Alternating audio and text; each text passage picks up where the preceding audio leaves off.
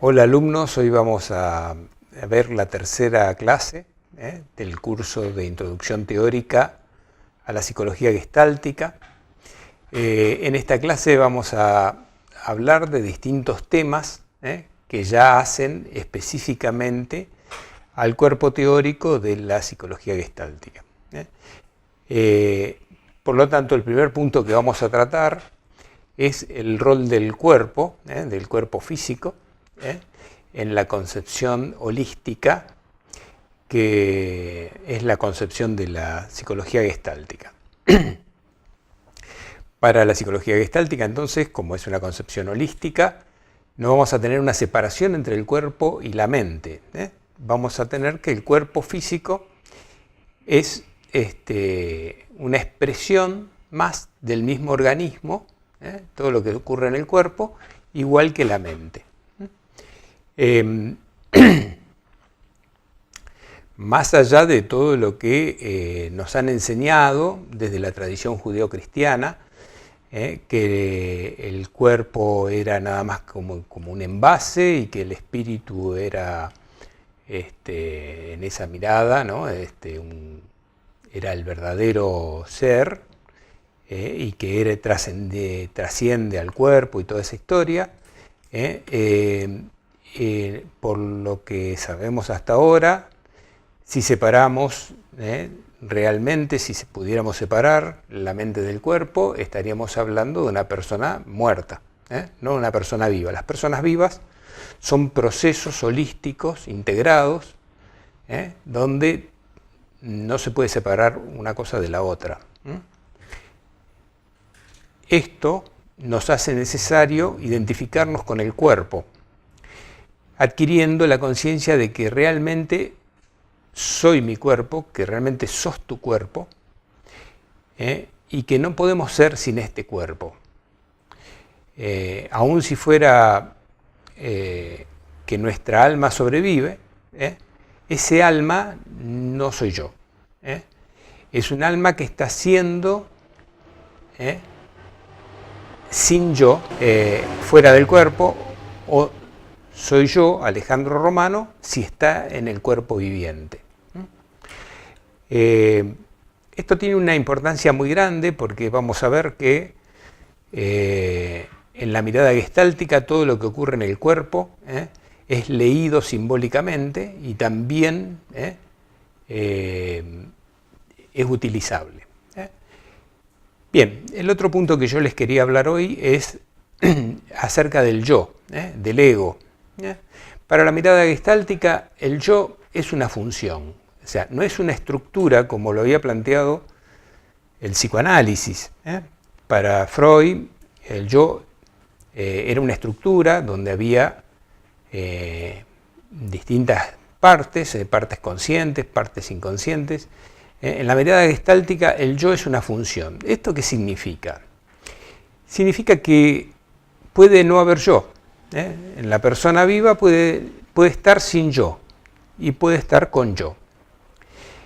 El yo es, para la mirada gestáltica, como la membrana celular es a la célula. Es el límite de la personalidad.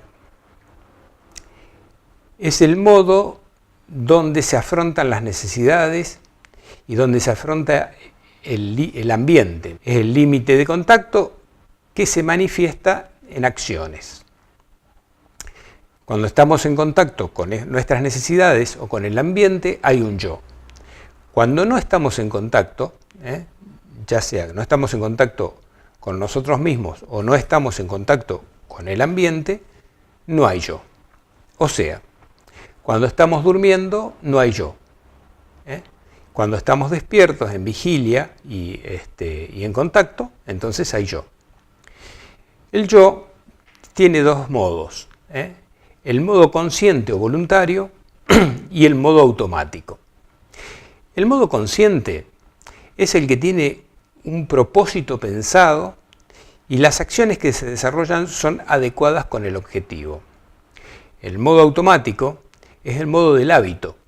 Sus acciones están preestablecidas y son estereotipadas. Es decir, el mismo yo, cuando decimos consciente, no lo decimos en oposición a inconsciente, sino que lo decimos en oposición a automático. Las reacciones automáticas, como ustedes sabrán, no son acciones pensadas, sino que son reacciones. Son aquellas acciones que ya están establecidas de un modo estereotipado y que van a cumplir la invalorable función de ahorrar energía. Energía, tiempo de reacción. Nosotros tenemos instalados a nivel automático del yo muchas acciones que si no fuera así, que no tenemos que pensarlas, correríamos grave riesgo. Por ejemplo, retirar la mano de objetos que están muy calientes. Si nosotros no tuviéramos instalado como hábito el retirar la mano automáticamente al sentir el calor, nos quemaríamos. O, por ejemplo, saltar a la vereda cuando estamos cruzando la calle y viene un vehículo muy veloz. El hábito, la reacción, nos salva la vida. De esa misma manera, las acciones que están automatizadas en el yo automático van cumpliendo distintas funciones. En este caso yo estaba hablando de funciones de protección, pero también cumplen la función de ahorro de energía, que yo no tengo que pensar cuando estoy manejando si voy a apretar el acelerador o el embrague o el freno, en el caso de que el auto lo tenga, me ahorra un montón de energía psíquica que yo puedo utilizar en prestar atención al tránsito, en ver si alguien está por cruzar la calle y todo ese tipo de cuestiones que en el manejo son tan importantes para no tener accidentes. Entonces, creo que con estos ejemplos se va entendiendo cómo es la instalación de hábitos. La instalación de hábitos, o sea, en el yo automático, lleva un tiempo de acciones conscientes hasta que esas acciones por repetición se transforman en hábitos. Si nosotros queremos desinstalar un hábito porque ya nos resulta engorroso, porque lo hemos instalado en una época de nuestra vida en la cual necesitábamos eso, pero ahora ya no lo necesitamos, y al revés, nos traba, nos dificulta, eso es bastante común con los hábitos. Si nosotros queremos desinstalar un hábito, vamos a tener que, en ese nivel de acción, pensar la acción que queremos instalar y hacerla de manera voluntaria durante una cantidad muy importante de veces hasta que se instale el nuevo hábito. El hábito viejo no se puede desinstalar, o sea, nosotros no tenemos un botón de LED en nuestro cerebro para poder desinstalar o borrar viejos hábitos. Lo que va a pasar es que si el hábito nuevo es mucho más eficiente y por lo tanto resuelve mejor las situaciones, ese hábito nuevo va a quedar instalado con preponderancia al hábito viejo. Y el hábito viejo va a ir quedando en desuso. Pero si en algún momento fracasa el hábito nuevo, es probable que aparezca de nuevo el hábito viejo. O sea, nosotros podemos cambiar hábitos, pero ese cambio de hábitos va a ser permanente en tanto y en cuanto sea funcional. Bien, creo que con esto hablamos bastante del yo automático. El yo consciente sería todo lo que hacemos de manera voluntaria. O sea, todo aquello que nosotros pensamos hacer, planificamos hacer y hacemos. O sea, tiene que ver con la acción voluntaria. Ahora les quiero hablar de un concepto que para la terapia, que es propio de la terapia gestáltica, de la psicología gestáltica, y que ha sido bastante novedoso en la psicología, que es el concepto del darse cuenta. El darse cuenta tiene un antecedente en el psicoanálisis, que era lo que el psicoanálisis llamaba insight. pero es nada más que un antecedente y no es exactamente lo mismo. El insight para Freud era una comprensión intelectual. El darse cuenta tiene parte de eso, o sea, incluye esto de la comprensión intelectual, pero es fundamentalmente organísmico. Es la culminación de un proceso orgánico donde se produce un salto en calidad de conciencia en toda la persona. O sea, no solo va a abarcar una comprensión, un entendimiento, sino que también va a haber un cambio en la actitud, un cambio en el modo de sentir de la persona. A raíz de que se incorporó una experiencia de descubrimiento, por lo que implica un cambio a nivel físico, emocional e intelectual en la aprehensión de sí mismo y del ambiente. Entonces, vemos que el concepto de darse cuenta es un concepto también muy abarcativo y muy completo, es una experiencia completa. Bien, otro tema del que queremos hablar hoy es el sentir, la importancia del sentir. Esto fue también un aporte muy importante de Peirce, de la psicoterapia gestáltica, porque nosotros sabemos que, por lo menos desde el psicoanálisis, se le dio siempre muchísima importancia al pensar. Y lo que sentía la persona podía ser, en todo caso, bueno o simplemente algo molesto. No fue siempre así para Freud. En los principios del psicoanálisis, cuando Freud estaba haciendo sus investigaciones con Breuer, entendió la importancia de la catarsis emocional y él hablaba de que el verdadero cambio se producía con la catarsis emocional. Después descartó esa hipótesis y Fritz Perls lo retoma, pero no lo retoma como catarsis, sino que retoma la importancia del sentir para el ser humano.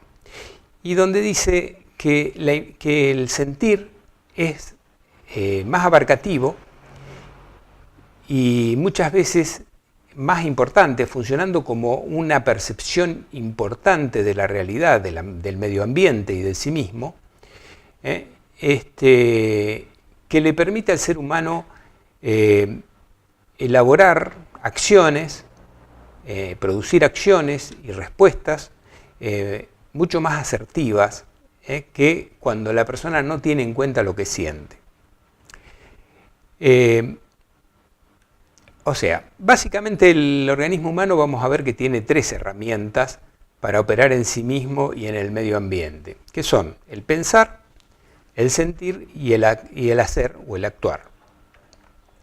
El sentir abarca emociones y percepciones de distinta índole y su procesamiento subcortical, o sea, supongamos, hay olores, hay sensaciones, hay recuerdos, hay gestos, hay pequeños movimientos que escapan a la conciencia, o sea, no podemos llegar a pensar en toda esa multiplicidad de datos que nos reportan nuestras percepciones.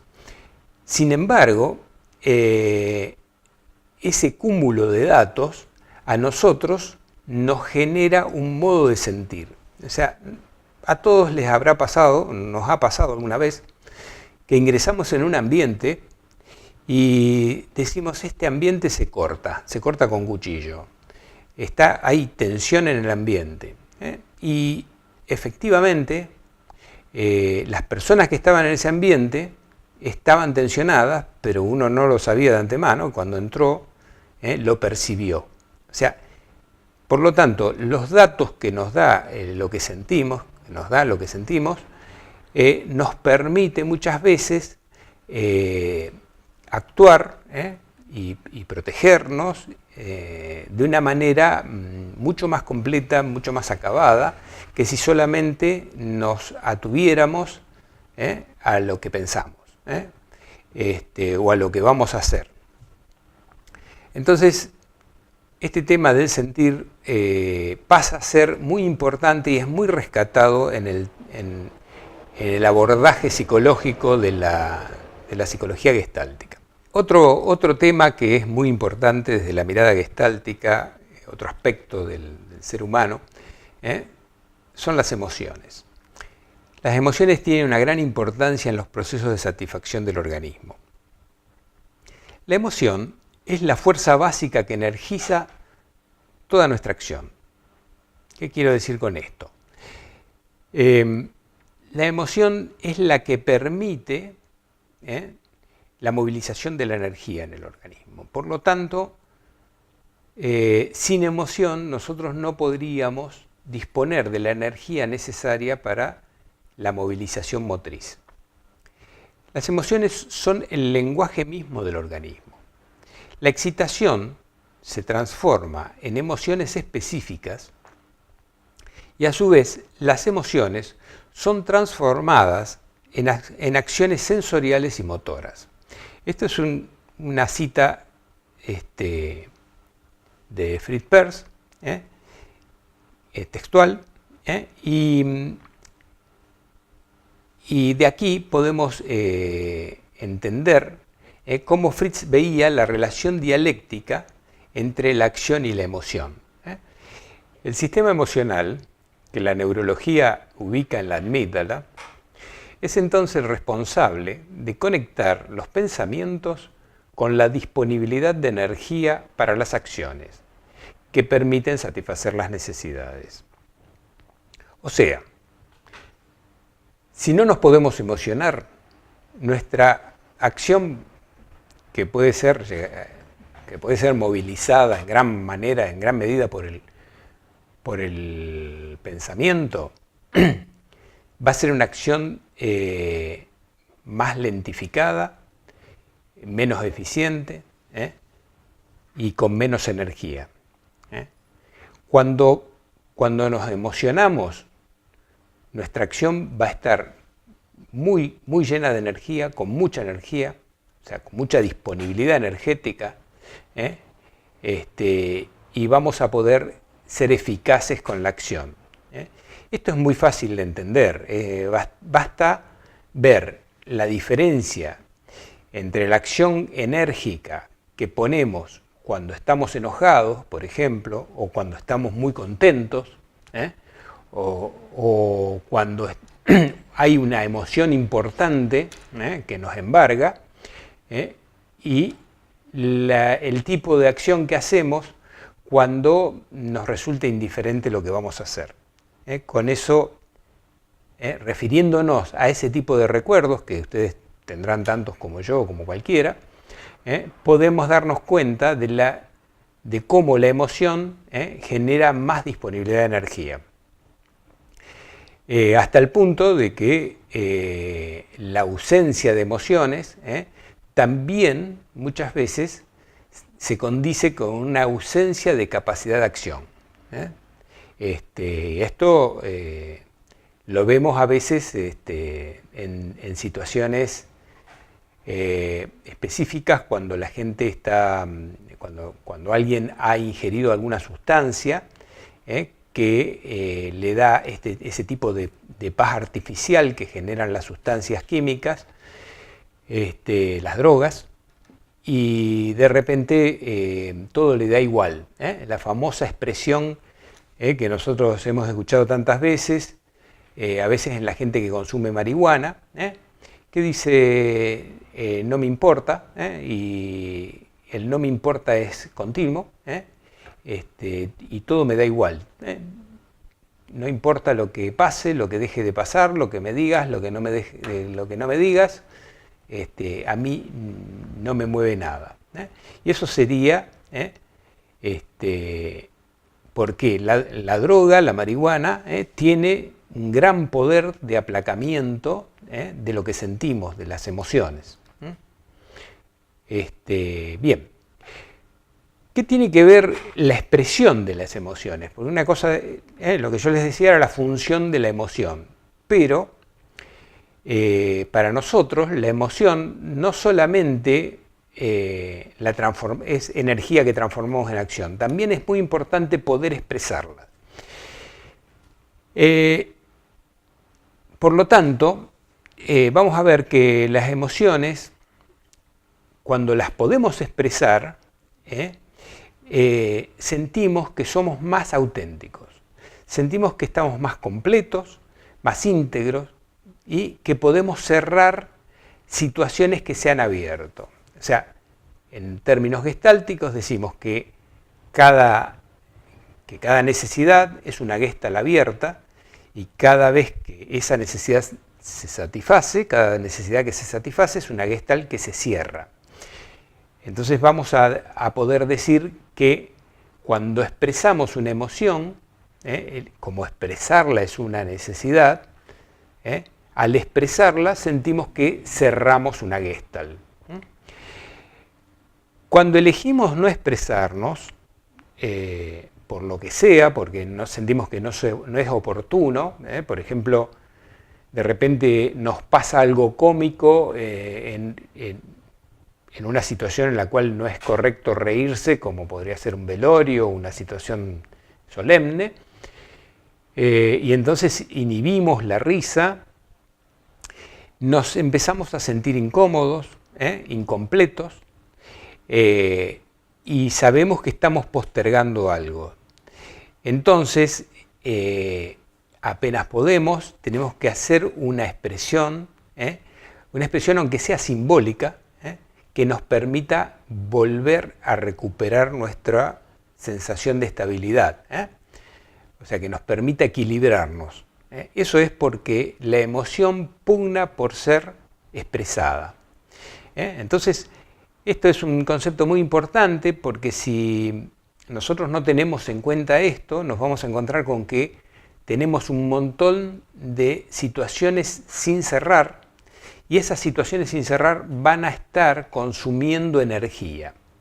O sea, nosotros nos vamos a sentir muy cansados, nos vamos a sentir estresados, faltos de energía, faltos de ganas para poder hacer lo que queremos hacer, y sin darnos cuenta de que en realidad eso se debe a que nos hemos comido, como se dice de una manera vulgar, un montón de emociones, que pueden ser emociones de ira, de bronca, pueden ser emociones de alegría, de risa, pueden ser muchos tipos de emociones. Yo les estoy diciendo las más importantes para que les sea obvio, ¿no es cierto? Pero puede ser mucho tipo de emociones, puede ser la emoción de sentirse embargado, de sentirse incómodo, de sentirse entusiasmado. A veces uno no quiere demostrar el entusiasmo porque está especulando con que si el otro se da cuenta me va a aumentar el precio o cosas por el estilo, en el caso de una compra. Entonces inhibimos emociones que después nos quedan como situaciones incompletas o como gestalts abiertas, que nos van a estar consumiendo energía de manera permanente. Bien, las emociones pueden llevarnos, cuando su intensidad es muy alta, puede hacer picos y puede llevarnos a explosiones. También aquellas situaciones que hemos inhibido la emoción, pueden llegar a acumular montos muy altos de energía, de emoción, y entonces al desbloquearse por algún motivo, esta emoción surge en la expresión como una explosión emocional. Las explosiones emocionales pueden ser la explosión de llanto, puede ser la explosión de risa, puede ser la explosión del orgasmo. O sea, hay distintos tipos de explosiones emocionales. Básicamente son 4, que son la ira, la alegría, la pena y el orgasmo. Esas son las 4 más básicas, pero puede haber otras. Puede haber otros tipos de emociones que también nos hagan explotar. Bien, ahora les quiero hablar de la emoción básica. La emoción básica o emoción indiferenciada es la primer la primera emoción antes de que podamos distinguir de qué emoción se trata, es la inquietud o ansiedad. La ansiedad, de la que todos hablamos habitualmente, es la ansiedad patológica. Pero la ansiedad también tiene un aspecto saludable. La ansiedad es aquella emoción que se moviliza cada vez que pensamos en hacer algo. Como yo les decía recién, la emoción moviliza energía para la acción motriz. La ansiedad sería esa emoción primaria que se moviliza inmediatamente de que pensamos en algo para hacer. Ya sea que lo vayamos a hacer de manera inmediata o que lo vayamos a hacer dentro de una semana o el año que viene. Para el organismo, para nuestro cerebro reptil, que es el que moviliza la energía y que moviliza la motricidad, no hay ninguna diferencia de tiempo. El tiempo no existe. El tiempo es siempre ahora. Entonces, cada vez que yo pienso en hacer algo, no importa en qué momento lo vaya a hacer, estoy movilizando energía a partir de la ansiedad que se genera. Pero claro, como nosotros sí podemos pensar en el tiempo y podemos pensar y proyectar cosas que no vamos a hacer ahora, la energía que vamos a movilizar cuando la ansiedad que hemos generado pensando algo que no vamos a hacer en ese momento, va a quedar circulando en nuestro organismo. Esa energía no es ni buena ni mala. Lo que ocurre es que si no la elaboramos en una acción motriz, la energía solamente se elabora a partir de la acción motriz, no se puede elaborar ni pensando ni haciendo cualquier otra cosa que no sea una acción, se va a quedar como ansiedad acumulada. La ansiedad acumulada, cuando pasa los niveles que podemos soportar, es lo que llamamos estoy ansioso, estoy inquieto, no me puedo, estamos inquietos, no nos podemos quedar quietos, estamos sin saber qué hacer, ni saber a dónde ir, pero tenemos necesidad de movernos, y eso es ansiedad acumulada. La ansiedad acumulada puede llegar a niveles de lo que llamamos trastorno, o sea que llamamos patológico o enfermo. Entonces, por lo tanto, el tema de la ansiedad es muy importante y es muy importante que sepamos que cuando hemos pensado mucho, o sea, a veces tenemos momentos donde estamos pensando muchas cosas que queremos hacer, qué vamos a hacer en marzo cuando empiece el año y qué vamos a hacer en mayo y qué vamos a hacer en abril y así. Bueno, cuando estamos haciendo así planes, después necesitamos hacer alguna acción motriz. Esa es una de las grandes funciones que cumple el deporte en nuestra vida. No es la única. El deporte es muy necesario, mover el cuerpo es muy necesario, pero entre otras cosas cumple la función de elaborar la ansiedad acumulada, de elaborar aquella ansiedad que hemos generado pensando cosas que son acciones, pero que no vamos a hacer en el momento. O sea, si yo estoy pensando en lo que voy a hacer mañana, estoy generando ansiedad que se me va a acumular. Si estoy pensando en lo que voy a hacer ahora, también, pero si la acción la llevo a cabo, esa ansiedad no se acumula. Entonces, tener en cuenta esto es muy importante. La ansiedad, como yo les decía, es la primera emoción, la emoción primaria indiferenciada. Cuando esa ansiedad se refiere a situaciones específicas, vamos a ver que se va transformando en emociones específicas también. Pero ahora nos vamos a ocupar de una que tiene muy mala prensa, que es el miedo. y que el miedo vendría a ser ¿qué? Aquella ansiedad que está estimulada, que está generada a partir de un peligro, sea que es un peligro inminente o un peligro potencial. Toma el nombre de miedo o temor, miedo cuando son peligros reales, temor cuando son peligros imaginarios, y es de mayor intensidad que la ansiedad y nos acelera bruscamente. Las glándulas suprarrenales segregan adrenalina en la sangre y el organismo entra en lo que llamamos estrés. El estrés es una manifestación orgánica, sería el correlato orgánico o físico de la emoción que es el miedo. O sea, el miedo y el estrés van juntos.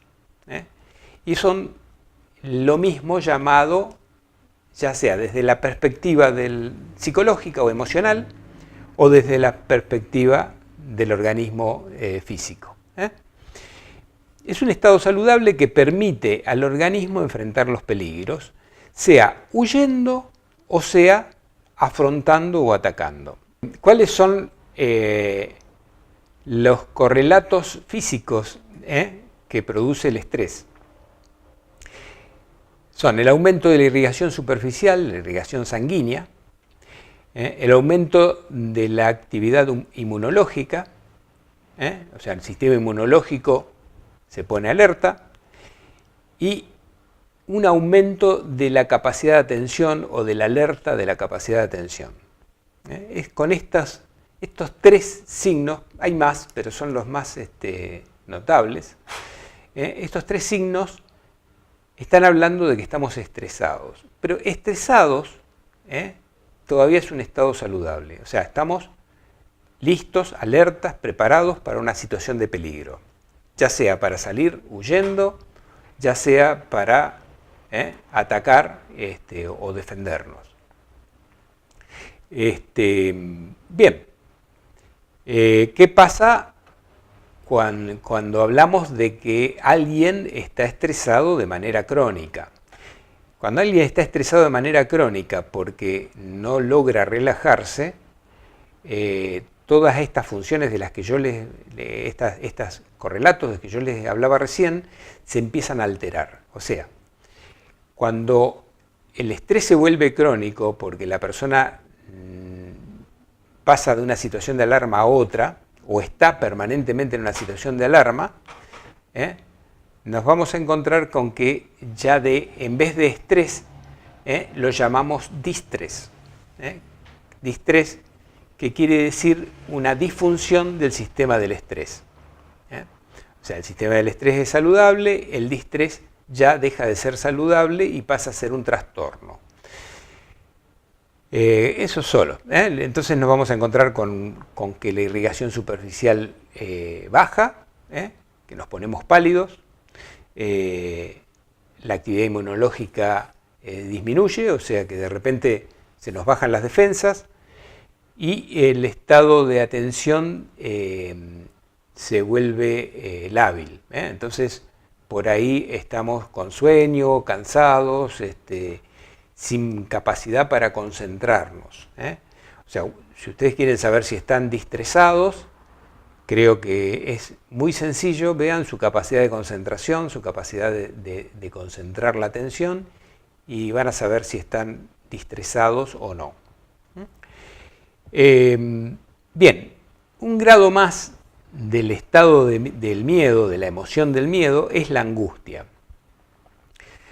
Vamos a ir viendo que es la misma emoción que había empezado como ansiedad, como una emoción indiferenciada, que pasa a ser ansiedad de miedo o miedo, y la misma en un grado más pasa a ser angustia.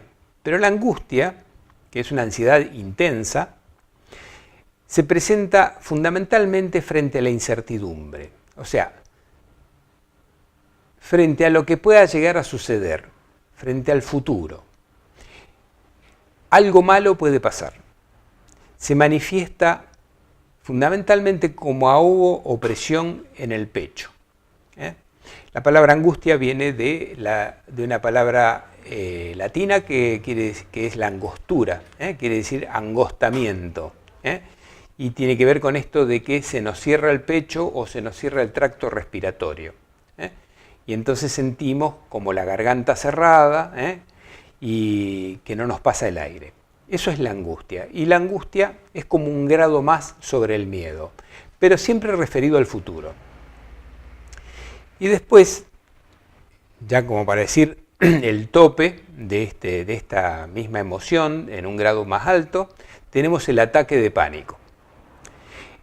El ataque de pánico o ataque de ansiedad, también se lo llama la bibliografía, es un estado agudo de miedo o de inseguridad vivido como sensación de muerte inminente.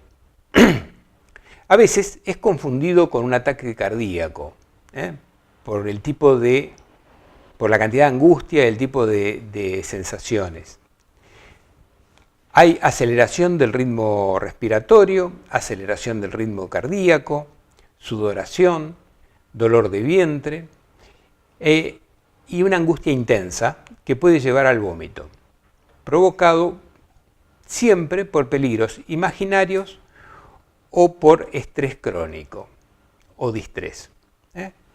O sea, el ataque de pánico puede venir también como resultante del distrés. Ustedes han pasado por una etapa de estrés crónico, o la persona ha pasado por una etapa de distrés crónico suficientemente prolongada, y en un momento dado empieza a sentir miedo y no sabe de qué, o sea, no puede relacionar ese miedo con un peligro concreto, simplemente siente miedo, siente inseguridad, y eso lo lleva a tener episodios de estos síntomas que yo recién les mencionaba. Pueden estar todos esos síntomas o puede haber uno nomás, y siempre vamos a estar hablando de pánico, de lo que llamamos clínicamente un estado de pánico. O sea, esto del ataque de pánico o ataque de ansiedad es una nomenclatura moderna o posmoderna más bien, de los finales del siglo XX, principios del siglo XXI, y en una etapa anterior, en la modernidad, se le llamaba, en la escuela francesa se le llamaba surmenage, por ejemplo. Es la misma situación, está siempre relacionado con el estrés crónico o con el miedo a situaciones que podrían pasar, que son imaginarias, que no son peligros reales. También es cierto que el ataque de pánico puede ser postraumático. En ese caso estamos hablando de personas que han sufrido severos traumas, supónganse, fueron asaltados con amenaza de muerte, fueron golpeados, fueron maltratados, y después tienen ataques de pánico. Entonces ese sería, o han tenido un accidente y después tienen ataques de pánico cada vez que salen a la ruta. Bueno, esos serían el ataque de ansiedad o ataque de pánico por estrés postraumático. Bueno, hasta acá en esta clase creo que está bastante claro. En la bibliografía seguimos con el capítulo 1 del enfoque gestáltico. Vamos a agregar el capítulo 2. Y de Yo, hambre y agresión, para la clase anterior habíamos propuesto los capítulos 1, 2, 3 y 4.